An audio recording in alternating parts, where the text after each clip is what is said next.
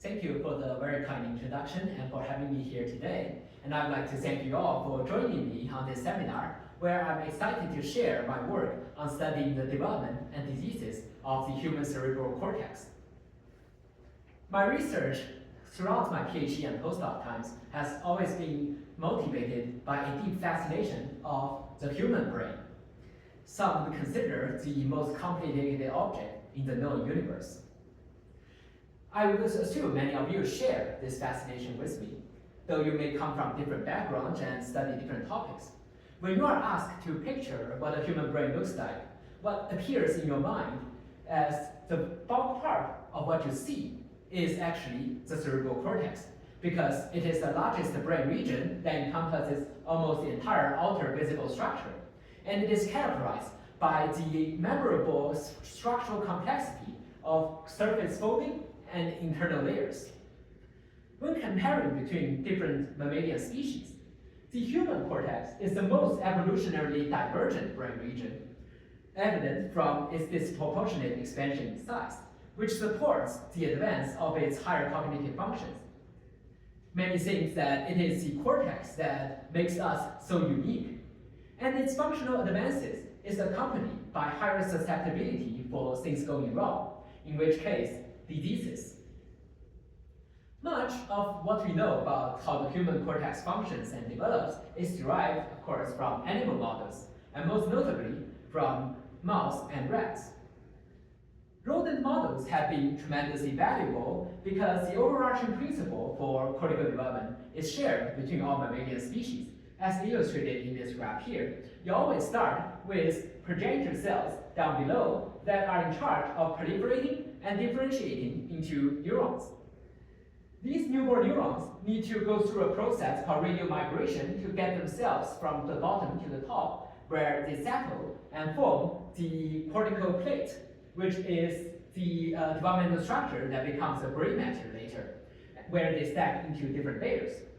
But this is not all.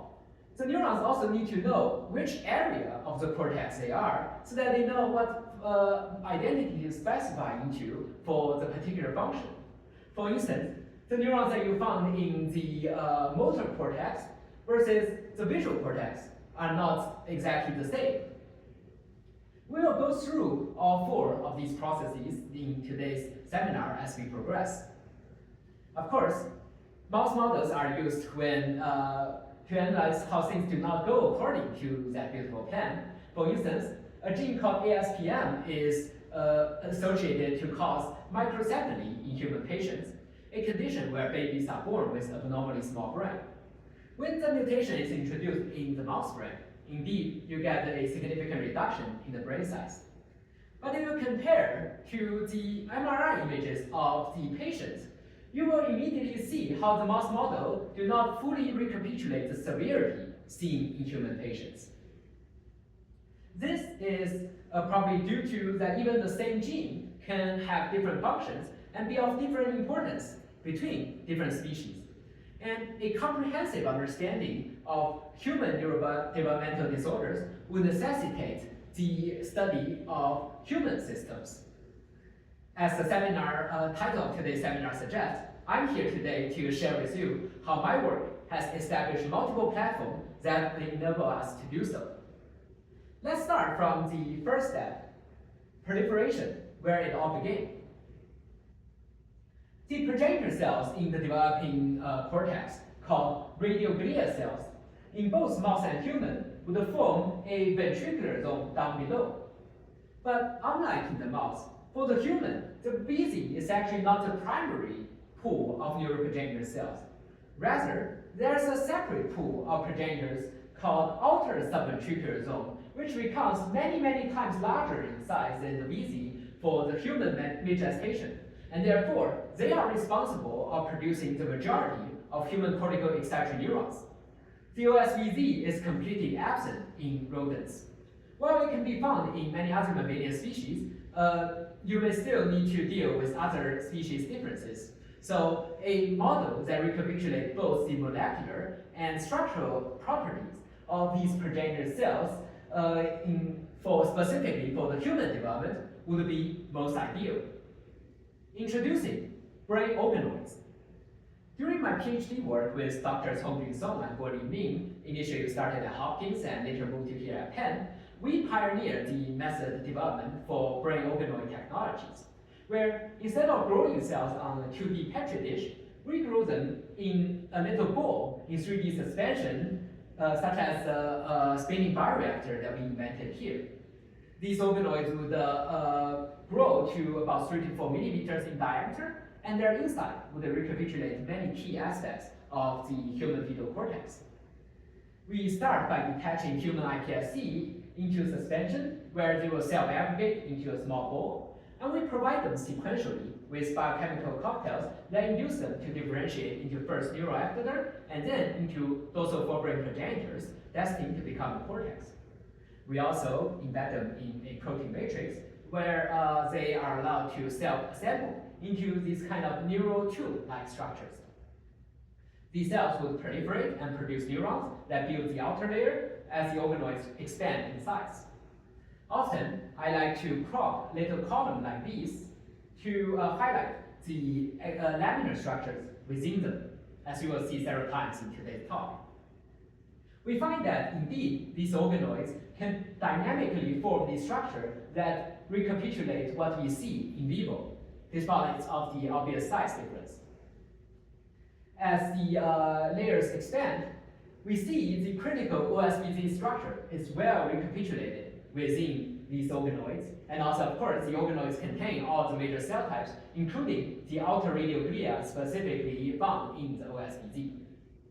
In fact, we developed a series of protocols that represents organoids of different regions of the brain, but we'll just be focusing on the cerebral cortex organoids today.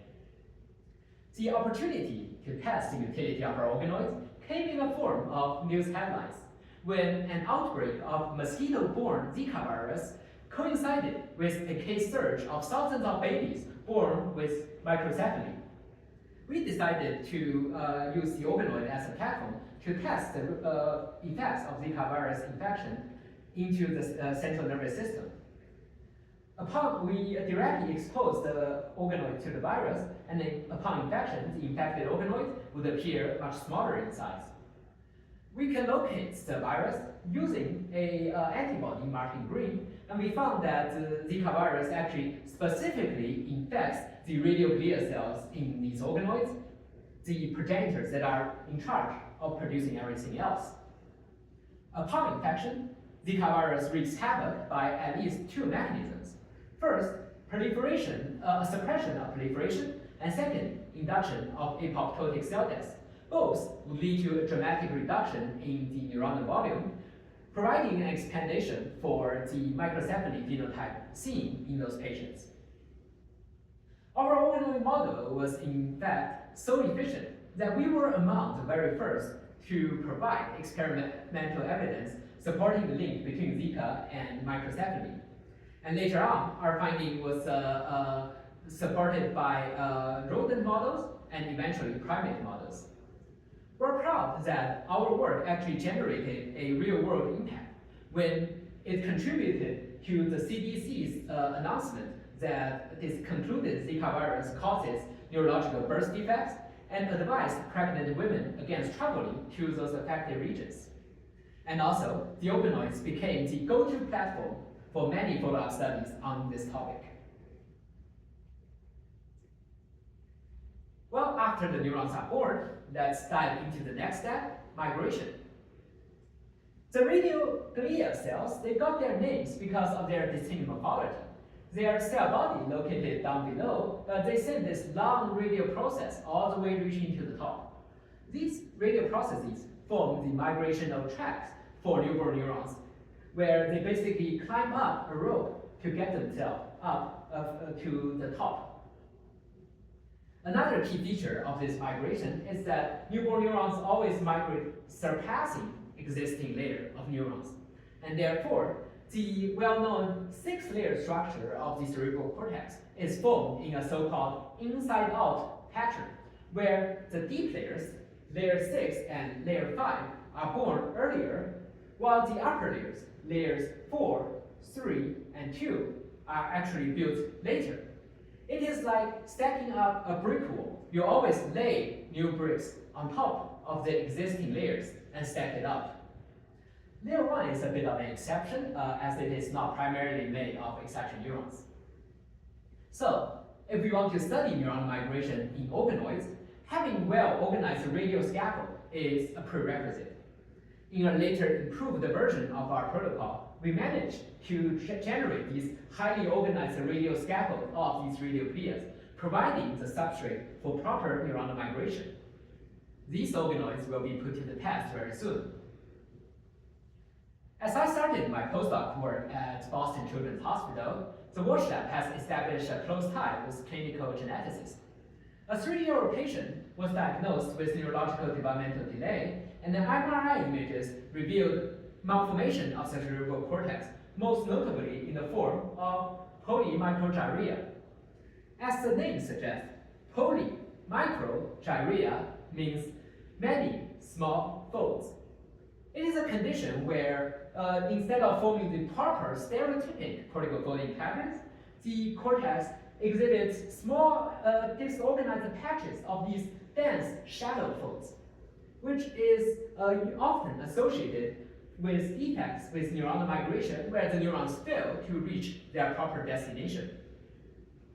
Whole exome sequencing revealed that this patient carried by a homozygous mutation in a gene called KIF26A, which encodes a kinesin but lacks its typical motor activity. Instead, it can modulate several intracellular signaling pathways. But the role of KIF26A has never been characterized before in the central nervous system. Leveraging clinical geneticist platforms such as gene matchers, we identified additional cohorts of patients that carry variants in KIF26A and also exhibited similar type of cortical malformations. The distribution of these variants is kind of all over the place, but all of our patients carry these variants in a biallelic manner, and the pedigree analysis also revealed a recessive inheritance pattern, suggesting that the pathogenic of these KIF26A variants are likely due to loss of function. We can model the loss of function of KIF26A in organoids using CRISPR-Cas9 to knock out the gene and generate the knockout organoids.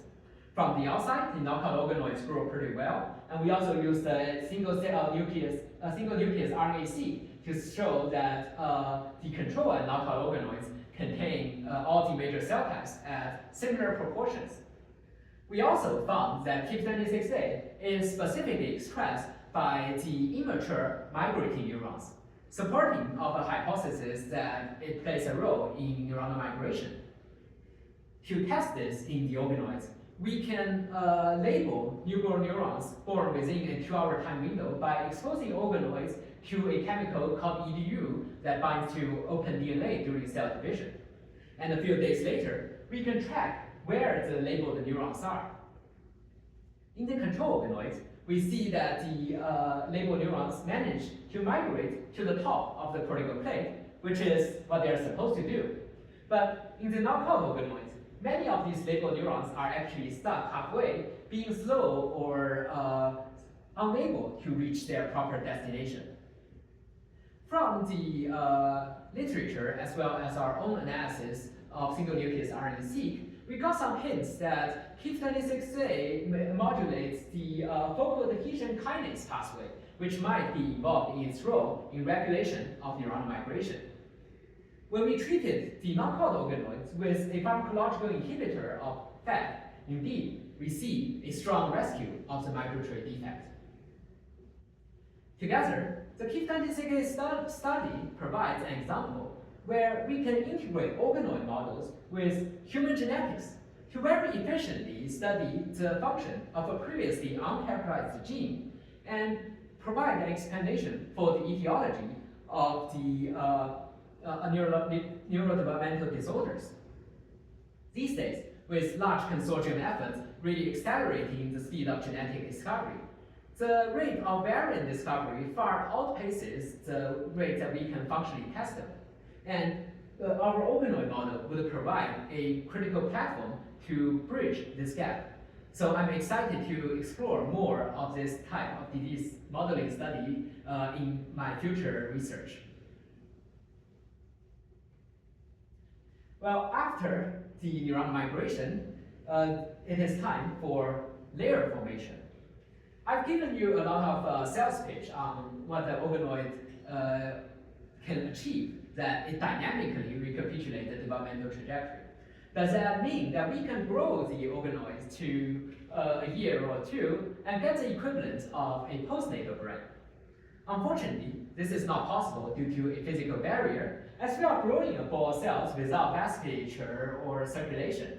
The delivery of oxygen and nutrients relies solely on surface diffusion, and as the organoid expands in size, inevitably the inside will suffer from hypoxia and eventually build up a necrotic core.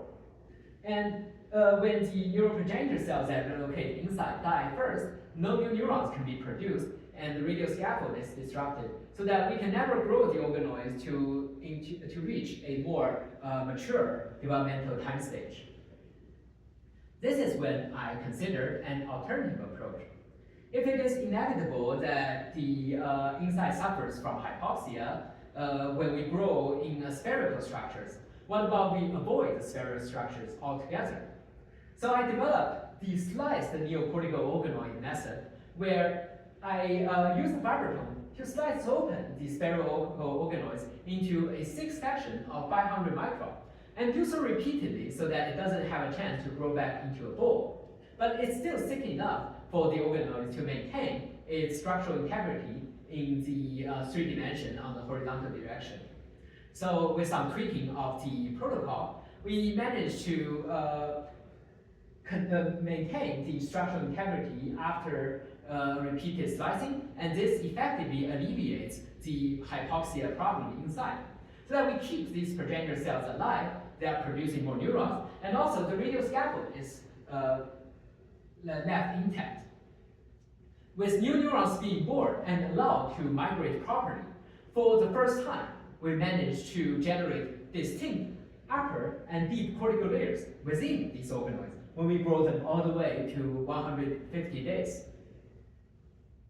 This is really exciting that we get to see 2 distinct layers in the organoids. But I have told you that the human fetal cortex, or the human cerebral cortex, has 6 layers. What else is missing? How are we going to really make the organoids that's a faithful replica of the human fetal cortex? This is when I realized that we don't really know enough about the benchmark we want to use, the actual human fetal cortex.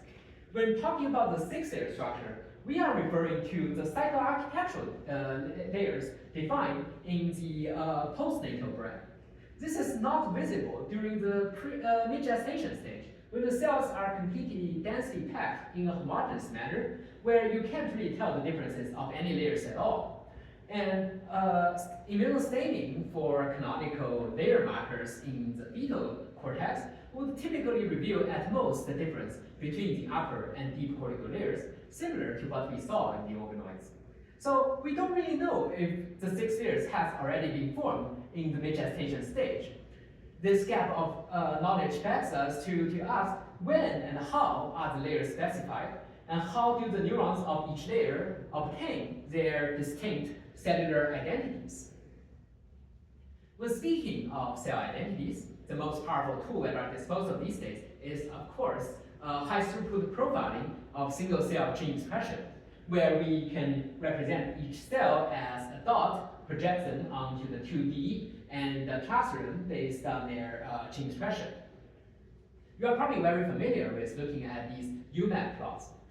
What you may not have seen very often is that we are analyzing every single cell here with their full spatial information intact, using the spatial transcriptomics method called MERFISH, developed by Dr. Xiaowei Zhuang's lab at Harvard.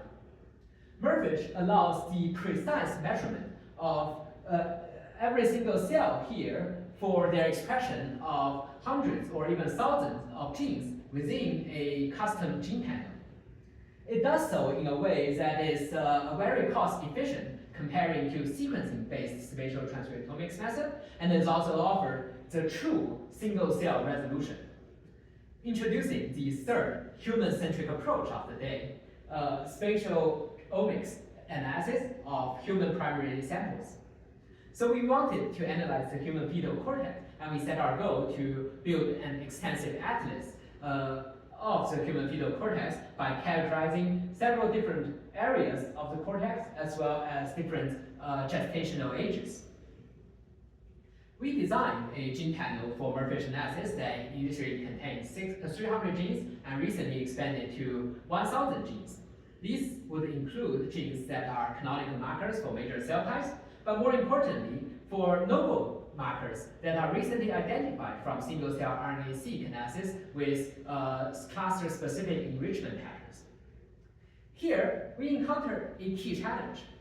The density of the cells packed within the human fetal cortex are so dense that it is very difficult to tell each cell apart from its neighbors. Because merge detects mRNA as a little dot in 2D space, it is critical to properly assign the transcripts into the cell they belong to for any type of single-cell analysis. Luckily, we formed a collaboration with Dr. Carson Stringer at HHMI Geneva, who developed a framework for deep learning-based cell segmentation. Together, we trained an innovative model based on the images we captured from our merge experiments to perform very robust automated single-cell segmentation at very high precision. This is where we turned a significant challenge into a tremendous opportunity. The high cell density here means that we get to analyze a huge number of cells within every merge experiment. Within the imaging area of about 1 centimeter square, I can get to, at the maximum, 500,000 single cells, giving us great value for our time and effort. Together, we analyzed 16 million single cells across our experiments. Of course, it is a daunting task to bioinformatically extract insights from so many cells. We forged another amazing collaboration with Dr. Mingyao Li's team here at Penn Biostat, where together we designed many highly original pipelines for single-cell analysis that maximize the utility of our spatially resolved nature of the data. We took a hierarchical strategy in our cell clustering. At the highest level, we divide all the cells into 8 cell classes, which would just be like excitatory neurons, inhibitory neurons, radioglias, etc. And then they are divided into 33 H2 cell types, which are further divided into 114 H3 cell subtypes. That includes 58 subtypes for excitatory neurons. The clusters at all 3 hierarchy would exhibit clear spatial distribution pattern, even though the clustering itself is completely based on gene expression without taking the spatial information into account.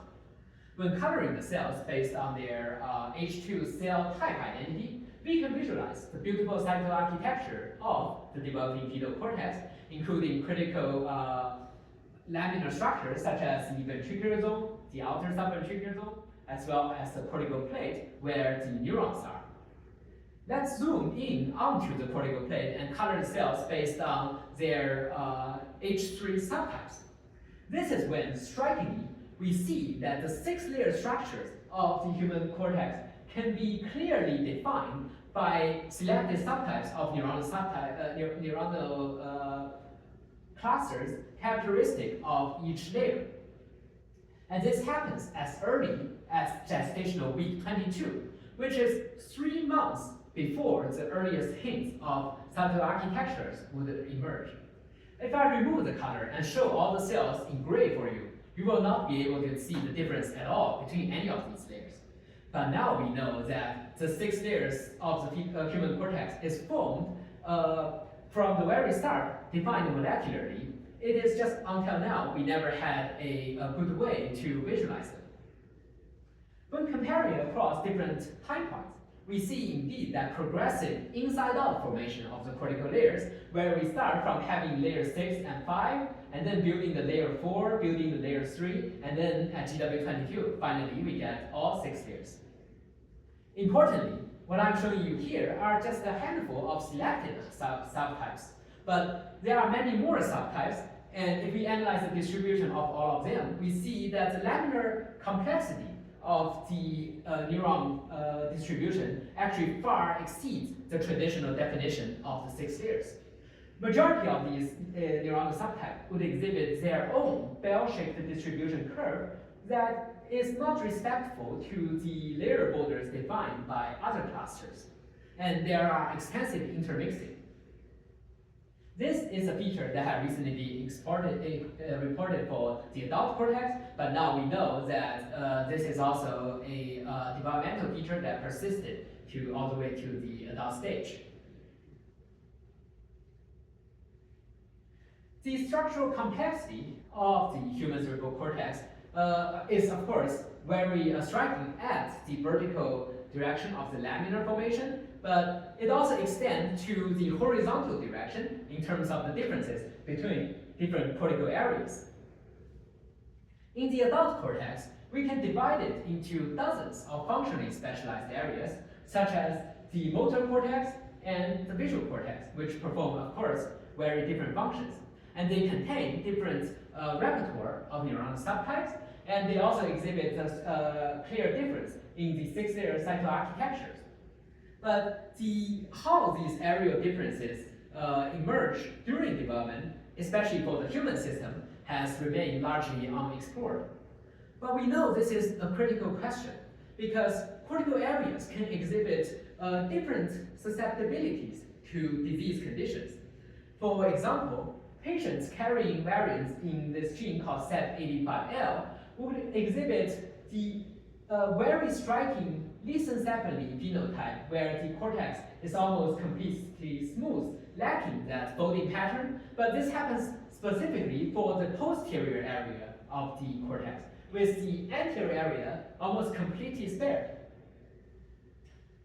And this is thought a coincidental finding, because we can find a whole cohort of patients carrying different variants in the SEP85L gene that all exhibit reproducibly this posterior specific malformation. Therefore, by understanding the process of cortical arealization, we might be gaining critical insights in understanding the genetic and cellular basis of many neurological disorders. When comparing between different areas in our data, we find that many neuronal subtypes would exhibit a preferential distribution in either the anterior or posterior part of the cortex. For instance, the example here shows a cluster that is high in the posterior part, but gradually reduced as we move to the anterior part, forming a continuous gradient. Clusters like these can be found within every cortical layers, and here I'm giving you examples of opposing pairs of anteriorly enriched and posteriorly enriched clusters found within every layer, where together they form a spectrum of variation for the subtype composition of each cortical areas along the AP axis. This mode of continuous difference would align with a model where cortical arealization is driven by morphogen gradients that are differentially enriched along the anatomical axis that pattern the cells to be different in a continuous manner. But this does not really explain why in the postnatal brain, neighboring cortical areas can sometimes have very distinct sharp border formation. For instance, the well-known example of the sharp boundary labeled by distinct cytoarchitecture between the primary and secondary visual cortices. But this cannot be observed during the mid-gestation, when the cells are just packed densely with no real cytoarchitectures to distinguish the layers at all. The cells are just mostly homogeneous, with the thickness as well as the cell density remain constant between the putative V1 and the V2 regions. Does that mean that the specification between V1 and V2 has not yet occurred at this time point? Our MERFISH analysis paints a very different picture, where we see a sharp border divides the V1 and V2, defined by distinct neuronal subtypes that exhibit almost a binary switch distribution pattern at this border, and that includes at least 4 pairs of neuronal subtypes found within every cortical layers as well as the subplate, and is sharpest at layer 4. When analyzing the distribution of these neuronal subtypes in other areas, we found that these V2 enriched subtypes marked in green, they actually can distribute relatively broadly, with some presence even found in the anterior prefrontal cortex, aligning with that continuous mode of arealization I described earlier.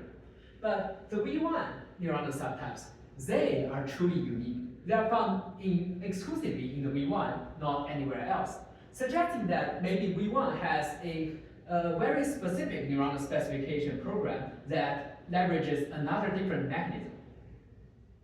Also worth noting is that this V1, V2 border is seen only within the post-migratory neurons. The progenitors and migrating neurons in the V1, V2 are virtually indistinguishable, which is also supported by the cluster correlation analysis shown down below. To make sure that we weren't just missing something because the Mirvish analyzes a pre-designed gene panel, we expanded our analysis to the full transcriptome using a complementary spatial method of Visium, which measures the full transcriptome but does not measure the single cell resolution. Similarly, we see the very consistent finding where a sharp border splits the V1, V2 across all cortical layers as well as the subplate, and stop at the intermediate zone where the migrating neurons are. And there's no difference in the progenitors either. The UMAP projection of these Visium spots also supported a model where it seems that all the progenitors share an origin for V1, V2 when at VZ and OSV stage and remain coherent to the IZ, but split into 2 groups at the subplate stage and continue as 2 almost parallel tracks as they can advance into the other cortical layers. This points to a model where maybe V1 and V2 share a developmental origin, but some kind of external factors induce the V1 to specify in a different manner. Underlying the neuronal subtype differences, of course, many genes that are found differentially expressed between the V1 and V2. Many of them would exhibit a softer transition marked by a up and down regulation, with NPY and a few other genes particularly standing out that show almost a binary switch at this position. To get some hints on how this remarkable border forms, gene ontology analysis as well as receptor ligand-based cell-cell communication analysis both point to an early upregulation of synaptogenesis specifically found in the layer 4 neurons of the V1. Considering their later birth date, this is really quite early as human neurons take a very long time to mature, and this really stands out when comparing to their counterparts found in any other cortical areas. And we validated this finding using immunostaining, as indeed we see higher density of synaptic puncta in the V1 than the V2, and then also there is a similar transition of the puncta density around the V1, V2 border. So everything I have talked to you so far about this border has never been reported before in other studies. We wondered if it can be seen in other species. And first, we analyzed in situ hybridization data of mouse for the expression pattern of NPY as well as some of the other genes. And we cannot find any similar expression patterns in the mouse development, regardless if we're looking at the equivalent developmental stage or even like all the other postnatal developmental stage, including the postnatal critical period for visual development. But when we analyze the fetal macaque, we see almost the same sharp border marked by NPY found within the same area of the V1, V2 border at the equivalent developmental time stage, indicating that this is a feature that is shared between human and macaque, and potentially we are looking at a primate-specific feature for the visual cortex specification, But we have to analyze additional mammalian species before we can draw such a conclusion. So for instance, ferret. Together, our study revealed two distinct modes of cortical arealization for human in the mid-gestation. The first is continuous and seen across most cortical areas that we analyzed along the anterior-posterior axis. The second is discrete and seen specifically for a sharp border between the primary and secondary visual cortices. We plan to expand our analysis to include the two other primary sensory areas, that is the primary somatosensory cortex and the primary auditory cortex, to see if similar sharp border formation can be observed. The continuous mode of arealization actually aligns with a model proposed decades ago about cortical arealization called the proto-map hypothesis, which suggests that cortical arealization happens because of morphogen gradients that pattern the progenitor cells early on during the fetal development into a blueprint, which will be translated later into distinct neuronal compositions that these progenitors produce, leading to a continuous difference in the different areas of the cortex. The discrete mode of arealization favors the opposing model of proto-cortex hypothesis, which suggests that initially the cortical neurons form a homogeneous sheet, but it is the interaction with external factors, most notably syllabocortical axons, that innervates the cortex in a highly specific manner that leads to localized specification of different cortical areas. Particularly, the innervation from the dorsolateral geniculate nucleus of the thalamus into the layer 4 of the V1 would align with our observation of that V1 specific upregulation of synaptogenesis. So it is truly fascinating that we are, for the first time, uncovering these key evidence that support these hypotheses, decade-old models in the human system. But what would be even more exciting is that if we can leverage a live system to test these hypotheses and see how they unfold in real time. And this circles us back into the organoid model and the research I would like to pursue in the future in my independent lab, to use the organoid system as a model to study the mechanisms for how neurons acquire their area-specific transcriptional identities. This has been an effort that has not really been explored very much before in the organoid field, possibly simply due to a lack of good reference data. We never really know what the different areas of the human cortex look like in mid-gestation. But now, with my spatial transcriptomic studies, we have built the best reference data for ourselves, so now is the time. I plan to add a step of arealization induction in the organoid protocols, where I will use pharmacological manipulations of these key signaling pathways, such as WNT, FGF, sonic hedgehog, etc., to induce area identities in the organoid and see if we can generate the distinct neuronal subtypes. I'm glad to say that actually I have already done extensive screening of these factors, and we already have 2 winners. Shown here are 2 protocols where I identified the proper combination of these morphogen factors to induce the generation of distinct neuronal subtypes that exhibit very high transcriptional correlation with those found in either the prefrontal cortex or the secondary visual cortex of the mid-gestation fetal in vivo. Importantly, what I have done here is already quite supportive of the proto-map hypothesis, because I performed the morphogen treatment between day 14 and day 42, then I stopped the morphogen treatment and let the organoid grow, and it is at day 100 that we observe this neuronal subtype difference. So it is a result not by directly acting on the neurons and changing their fate, but indeed it is by patterning progenitors, and there is a progenitor blueprint that gets translated into the distinct neuronal subtypes they produce.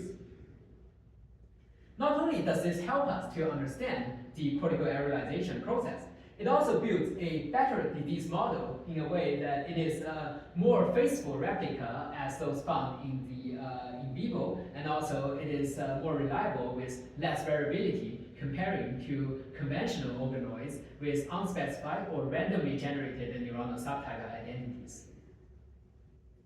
I also have a plan to test the discrete boulder formation by transplanting human organoids into the cortex of the mouse to essentially hijack the in vivo environment and study the effect of cortical projections onto the organoids in the neuronal specification. This will leverage a protocol developed by Dr. Isaac Chen's lab here at Penn, where their previous studies showed that the organoid graft can grow very well upon transplantation, and they actually can integrate functionally with the visual circuitry of the mouse with abundant projection from the DLGN of the cells that go into the organoid graft. Recently, my downstairs neighbor, Dr. Zhigang He's lab, adapted this protocol, and I collaborated with them to characterize the organoid grafts using merfish, where we started with organoids that were grown from the same batch, but transplanted into either the motor cortex or the visual cortex of the mouse. And we found that they actually contain very distinct repertoire of neuronal subtypes, showing that the different areas of the mouse cortex can provide different specification cues that act on the neurons of the organoids in an area-specific manner. The next step is to pinpoint the regions within the organoid graft that receive the innervation from the DLGN to see if we can recreate the V1 specific transcriptional programs that we observe in vivo. To complete my hexagon grid here, I also see an opportunity to combine human genetics with a spatial omics analysis to directly study the pathology of human neurodevelopmental disease samples. This is inspired by a side project where I recently acquired some specimens from a brain, from a lissencephaly brain, which is again that dramatic malformation where the entire cortex lacks its cortical folding patterns. This case is caused by a deletion in the gene LIS1. As the name suggests, it is the textbook cause for lissencephaly. So prior classical histopathology characterization has already established a paradigm where they say the LIS1 mutation would lead to a complete loss of cortical layer organization in the disease cortex. This seemed to be the case when we, at first glance, when we analyze with merfish. But upon closer inspection, where I look at these neuronal subtypes one at a time, I found that actually some of these neuronal subtypes retain a pretty good laminar organization. And it is the others that are dispersed in total chaos. So that this one mutation does not lead to a complete loss of neuronal laminar organization, but do so in a subtype-specific manner. Inspired by this finding, I think that we can leverage the unprecedented power of spatial transcriptomics and other spatial omics methods to really uncover novel insights into the pathology and genetic and cellular basis of many neurodevelopmental disorders, including those that we thought we already understood, as well as those that we struggle to figure out, for instance, autism spectrum disorder. And I envision that pursuing this direction would open up a lot of exciting opportunities for collaboration with people working on different types of disease specimens. In summary, I have discussed my previous work on pioneering organoid development and their application as disease models. And I integrated the organoid approach with human genetics, where we had the example of KIP26A to show how it can very quickly lead to insight on the functions of a previously uncharacterized gene, as well as etiology for neurodevelopmental disorders.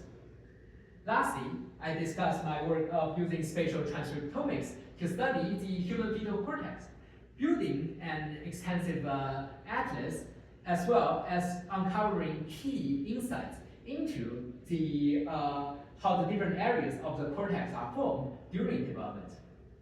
My past research has prepared me with a combination of unique sets of expertise, which I term as the human-centric approaches. Building upon these three pillars, I envision developing an independent research program that will understand fundamental mechanism of human cortical development, as well as providing critical insights into the pathology and etiology of neurodevelopmental disorders. Specifically, my immediate aims for my independent lab would center around understanding the mechanism of how neurons obtain their area-specific identities, which I hope to illustrate in details in the following chalk talk. Since I went through both my PhD work and postdoc work, I have two acknowledgement slides. First, I'd like to thank my PhD mentors, Hongjun and Guo Li, who brought me into the fascinating world of neuroscience and stem cell biology. We started at Hopkins and later moved to here at Penn. This is where I had the first-hand experience of what a great place Penn is for doing science, not only for the amazing faculty and research being done here, but also for the sense of community and the collaborative environment. During my 2 years here, I actually engaged into numerous collaborative projects with local labs. I'm also extremely grateful for my postdoc advisor, Chris, who gave me a lot of freedom to explore questions and approaches that are previously not attempted by anyone else in the lab, and being very supportive in helping me establish my unique niche for independent research. The spatial transcriptomics project has been a tremendous undertaking that involved many key contributions from collaborators, both internal and external. I would particularly like to thank Dr. Carson Stringer, who developed the cell segmentation pipeline that is the basis for array analysis. And also, I'd like to thank Dr. Mingyao Li's team, Kyle, Shenzhou, and Chunyu, for taking on the uncanny challenge of analyzing 16 million spatially resolved single cells. I also want to thank the NIH Neurobiobank and the donors for providing the majority of the fetal tissue we analyzed. And I thank the funding sources for the lab, as well as my own funding from the Helen K. Whitney Foundation and the K99 award from the NINDS. With that, I would like to thank you all for your attention and be happy to take any questions. Thank you very much.